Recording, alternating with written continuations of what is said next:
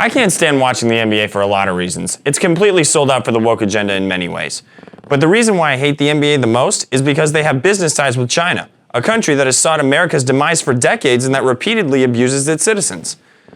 The NBA will do anything to protect China. If anyone working in the NBA has the nerve to speak out against China's human rights atrocities, they get ridiculed by the pro-China mafia within the league.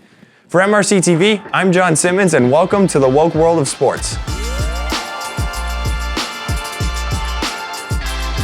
2019 was an eventful year for both China and then Houston Rockets owner Daryl Morey. That June, Hong Kong protested against a Chinese bill that threatened to extradite citizens of Hong Kong to the mainland. This was a problem because it violated an agreement between the two countries that allowed Hong Kong to have a separate economic system and judicial system from China. So Morey was seeing all this happen, and that October he sent out a simple tweet saying, "Fight for freedom, stand with Hong Kong."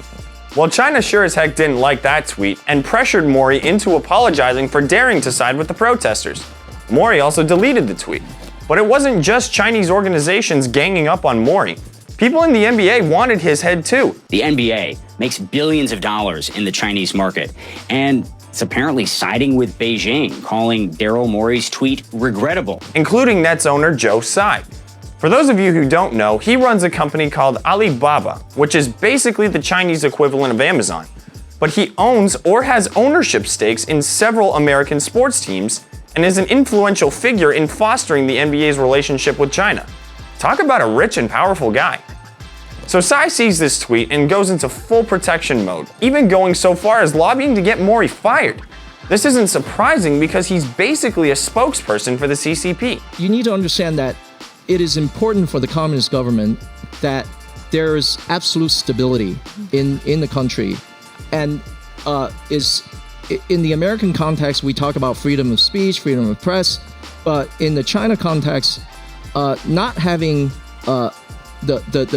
being able to restrict some of those freedoms is an important element to keep the stability. Tsai has repeatedly defended the long list of atrocities that China's committed and has helped to carry some of them out. The billionaire owner of the Brooklyn Nets basketball team is making headlines. That's for investing in technology that helps Beijing track its Uyghur population. The information comes from a report by ESPN.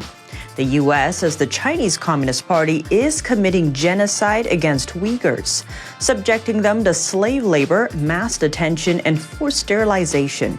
According to ESPN, Alibaba, quote, partners with companies blacklisted by the U.S. government for supporting a campaign of repression, mass arbitrary detention, and high-tech surveillance through state-of-the-art racial profiling.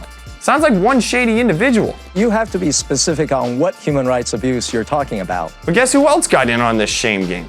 LeBron James. LeBron James? That's right. James, the amazing social justice warrior that he is, criticized Morey for his tweet supporting people that wanted justice. You know, when you're misinformed or you're not educated about something, and I'm just talking about, the tweet itself, you never know the ramifications that can happen. James was upset because Morey potentially threatened his business relationship with China and how well his movie Space Jam would do in the communist country. But yeah, that actually sums it up well. Yes, you heard that right. So, you want me, a talking cartoon bunny, to play with you, an NBA superstar, in a high-stakes basketball game?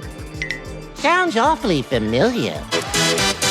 Fortunately, Morey had friends in high places within the league and the White House.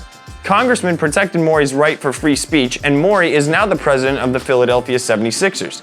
But this whole situation might make you want to never watch the NBA again, if you're not already at that point. I don't give a rat's ass who win these games. Of what? A rat's ass. The NBA and its major players are more deeply rooted in the relationship with China than we thought, and it's a major problem. It's time to turn off the NBA until they fix this problem. And if they never do, we should never watch it again. Because I don't care who wins. I just want the season to be over so we can go play golf and fish. So folks, what do you think? Was my analysis a home run, or was it a big swing and a miss? Feel free to leave your comments and subscribe to our social media channels that still let you see our content.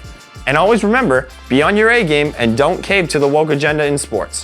For MRC TV, I'm John Simmons.